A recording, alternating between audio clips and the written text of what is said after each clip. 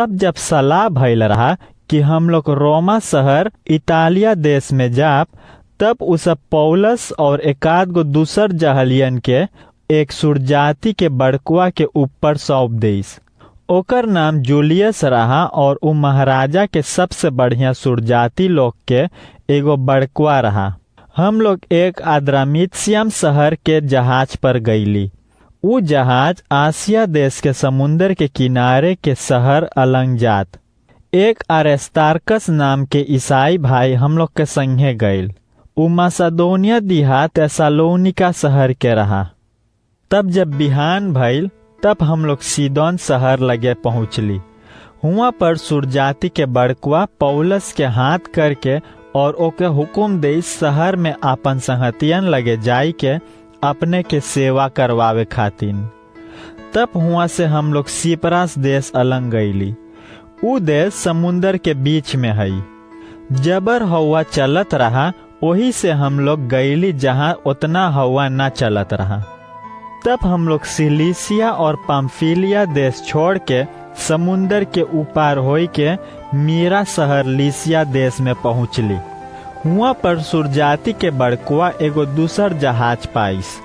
उ जहाज अलेक्सांद्रिया शहर के रहा और इतालिया देश जात। तब उ हम लोग के ओही पर बैठाई देस। हवा फिन से उल्टा चलत रहा और ढेर रोज बीत गईल रहा, बल्कि हम लोग दूर ना पहुँचली। हम लोग बहुत मेहनत से क्नीदस शहर के आगे पहुँचली। तब उल्टा हवा के कारण से हम लोग मांगत रहिली क्रेता देश के पाछे से जाई सालमोना नाम के कोना अलंग। क्रेता देश भी समुंदर के बीच में है। तब जब हम लोग बहुत कोशिश करके उ कोना से पास हो गईली, तब हम लोग एगो जहाज लगावे वाला जगह पर लासेया शहर के नगीच पहुँचली। ओकर नाम बढ़िया लगावे के जगह है। ढेर तेम लाश हो गईल रहा और रोजा की तो भूखा के त्योहार बीत गईल रहा। उ दिन से हवा और आंधी औरो चलत रहा, वही से बहुत खतरनाक रहा और आगे जाई के। तब पौलुस बोलिस, भाई लोग, हम देखिला कि हम लोग बहुत मुश्किल से इस समुंदर के ऊपर जाबे, और न खाली जहाज और सौदा के डर है, बल्कि हम लोग के जीवन के भी। बल्कि सुरजाति के बड़कुआ जहाज चलावे वालन के बड़कुअन के ऊपर औरो भरोसा करिस और उ सब तब्बो मांगत रहा जाई। जहाँ हम लोग रहली हुआ न ठीक रहा ठंडा के टेम में रहे के। वही से ढेर जने सलाह करिस जब होई सकत फिनिक्स जाई के। उ शहर क्रेता देश में हई। उ सब मांगत रहा ठंडा के टेम तलक हुआ रहे। हुआ पर जहाज दुई कैती से जाई पावत। तब जब मध्यम हवा शुरू करिस दक्षिण ओर से चले के, तब उ लोग सोचिस कि उ लोग के विचार अब ठीक है और अंकड़ा पानी में से उठाई के उ सब क्रेता देश के किनारे फिनिक्स शहर के ओर गईल। बस थोड़ा देर में एक खराब उत्तर पूरब कैत के आंधी क्रेता देश के अलंग से बहुत कस के चले लगल। उ आंधी ओयरा किलोन बोलावल गईल है। जहाज आंधी संगे बहे लगल और हम लोग ओके न संभार पावत रहिली। बस हम लोग उ काम छोड़ के जहाज में बहे लगली। तब हम लोग क्लौडा देश पास हो गईली। उ देश समुंदर के बीच में है और ओकर पाछे थोड़ा से कमती आंधी रहा। हुआ पर हम लोग बहुत मेहनत से जहाज के बचावे वाला बोट बचैली। उ बोट पाछे घिंचात रहा। तब जब चलावे वालन बोट पानी में से निकास के भीतर लेस रहा, तब उ सब जहाज के सब कैती ततई से 2-3 दोहरा खूब कस के बांधिस ओके और जबर बनावे खातिर। उ सब तो डरात रहा कमती गहीर जगह पर बालू में फंस जाई के। उ जगह के नाम सैरते रहा। तब उ सब हवा के कपड़ा गिराइस और हवा जहाज के पानी पर ले जात रहा। तब जब आंधी कस के चले लगल, तब बिहान होई के उ सब कुछ सौदा निकास के पानी में बिक दिस। तब तीसरा रोज उ लोग जहाज हल्लुक करे खातिर भी कुछ चलावे वाला चीज समुंदर में बहाई दिस। ऐसने ढेर दिन बीतल, घाम और तरई तनको न देखाइल और आंधी तूफान इतना बढ़त जात रहा कि हम लोग सोचली अब हम लोग ना बचब। इस सब मुसीबत में कोई कुछ न खाइस रहा। तब पौलुस खड़ा होई के बोलिस कि भाई लोग, जब तू लोग हमार बात सुनते और क्रेता देश से न जाते तब हम लोग ई मुसीबत में ना पड़ती। बाकी तब्बो हिम्मत पकड़ ले रहिए, सब कोई बच जाएगा, खाली जहाज बर्बाद हो जाएगा। काल रात के एक परमेश्वर के परी हमार लगे आयल, हम वो परमेश्वर के बाटी और हम ओकर आदर करीला। परी बोलिस, पौलुस तू ना डे रहिए, तो के चाहिए महाराजा के लगे जाए के और परमेश्वर आपन भलाई में सब जहाजी लोग तोर ऊपर सौंपीस है। वही से तू लोग हिम्मत पकड़ ले रहिए। हम भरोसा करीला कि परमेश्वर परी के बात पूरा करेगा। बाकी हम लोग के एक देश के किनारे फंसाए के परी। तब जब 14वां रात आयल, तब हम लोग अब्बे अद्रियात्सिया समुंदर में रहिली। तब बीच रात में जहाज चलावे वालन सोचिस कि अब हम लोग एगो देश लगे नकचाई गईली हई।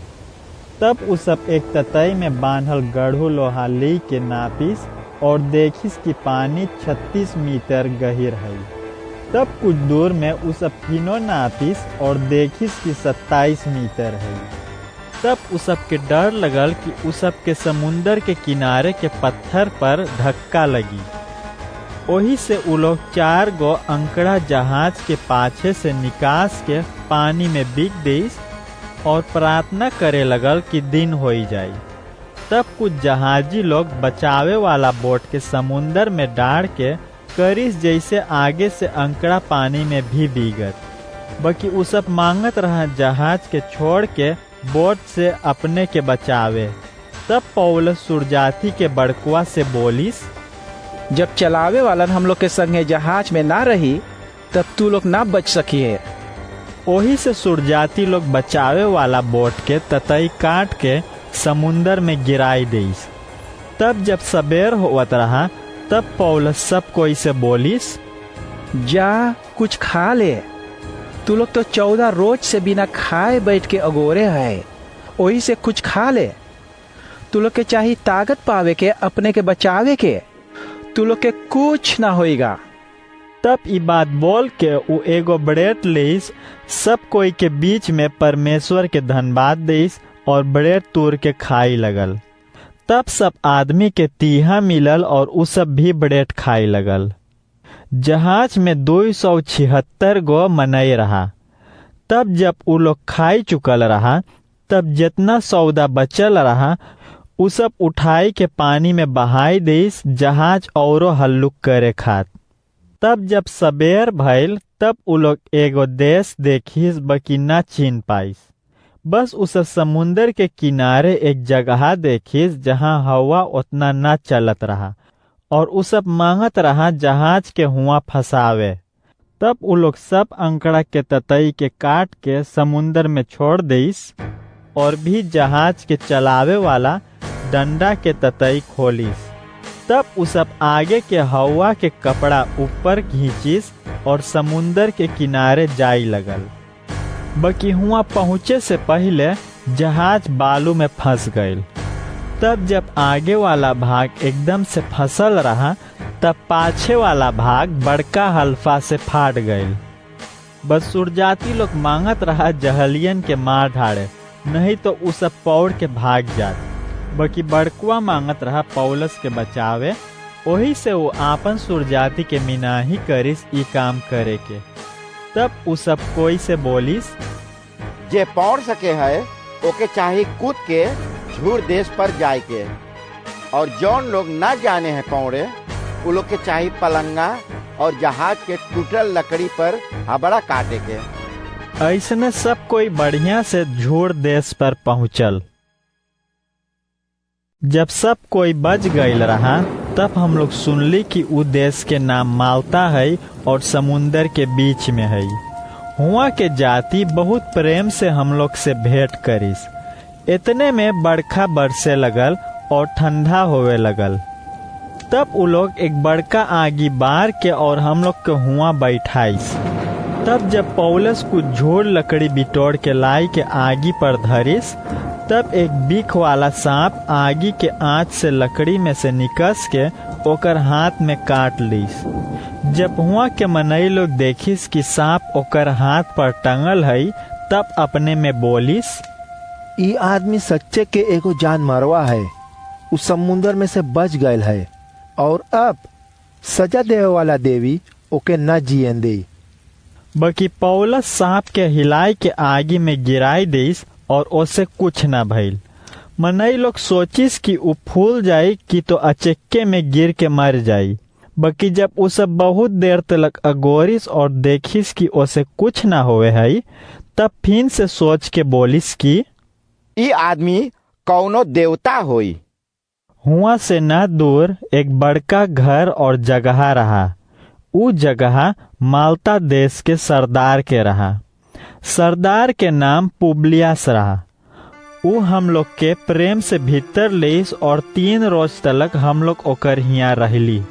ओही टाइम पर सरदार के बाप बेदी पर रहा। ओके बुखार लगल रहा और पेट पीरात रहा। तब पौलुस सुन के ओकर लगे गईल और ओकरे खातिर प्रार्थना करिस। तब उ अपन हाथ ओकर ऊपर रख के ओके अच्छा कर दिस। जब उ देश के बेमरियन ई बात सुनिस, तब उ सब भी पौलुस लगे आयल और सब अच्छा हो गईल। ओही से उ सबन हम लोग के बहुत बड़का मान के ढेर चिन्हा देस। और जब 3 महीना बाद जाए के टाइम आयल, तब उ लोग सब चीज देस जौन हम लोग के जरूरत रहा।